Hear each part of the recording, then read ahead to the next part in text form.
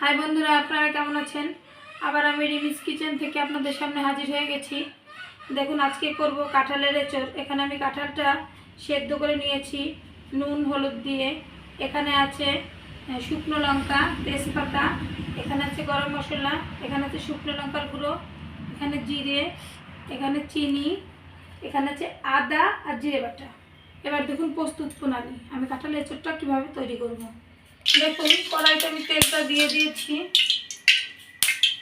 আমার তেলটা গরম হয়ে গেছে। এবার আমি এতে শুকনো লঙ্কা ফোড়ন দিয়ে দেব।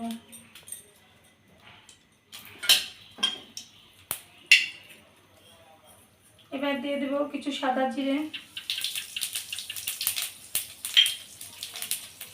তারপরে দিয়ে দেব দুটো তেজপাতা।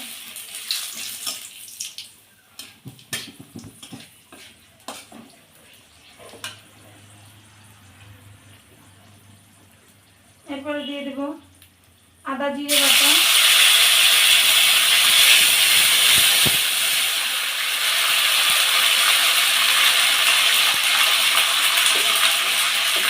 এবার দিয়ে দেব একটুখানি জল।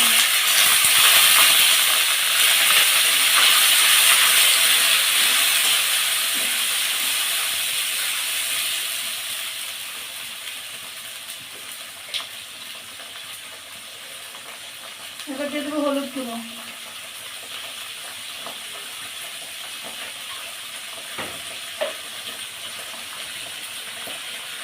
দিয়ে দেবো শুকনো লঙ্কার গুঁড়ো,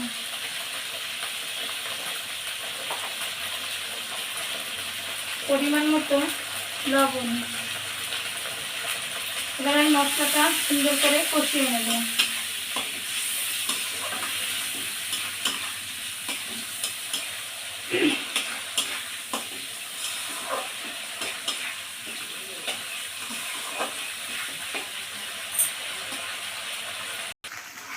দেখুন, আমার মশলাটা সুন্দর কষানো হয়ে গেছে, কি সুন্দর একটা কালার এসে গেছে। এবার আমি দিয়ে দেবো আগে থেকে সেদ্ধ করে রেখেছিলাম কাঁঠালগুলো, সেগুলো দিয়ে দেবো।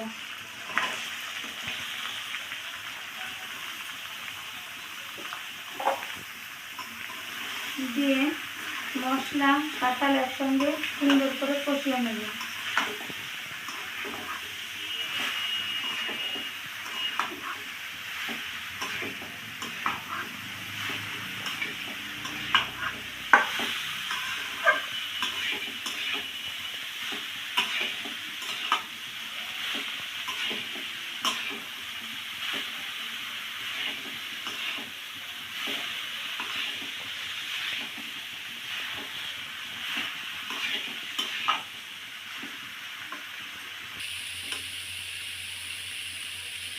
দেখুন,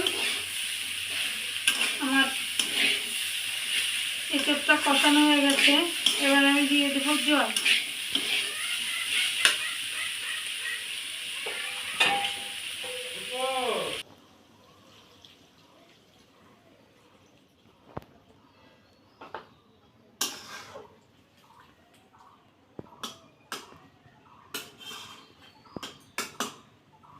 জল দিয়ে আমি এবার ঢাকাটা দিয়ে দেবো একটু।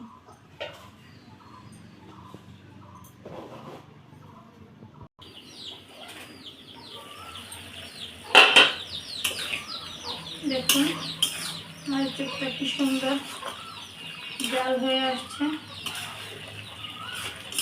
আমি একটু নাড়াচাড়া দিয়ে দেব।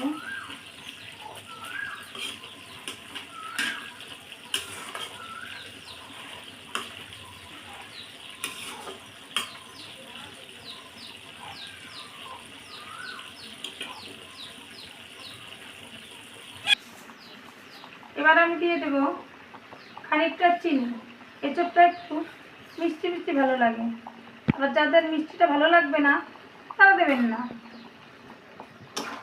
কিন্তু এঁচড় একটু চিনি দিলে ভালো লাগে।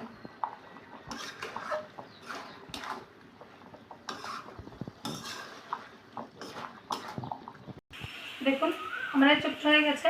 লাস্ট আমি একটু গরম মশলা দিয়ে দেবো।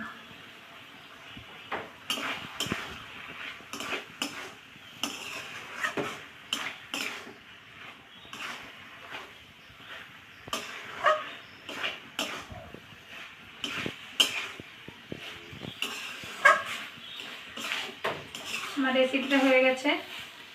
এবার আমি পরিবেশনের জন্য নামিয়ে নেব।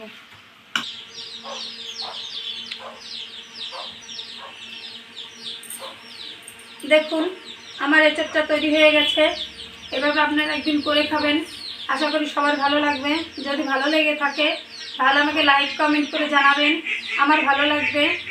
আর আমার চ্যানেলটা সাবস্ক্রাইব করে আমার সঙ্গেই থাকুন। ধন্যবাদ।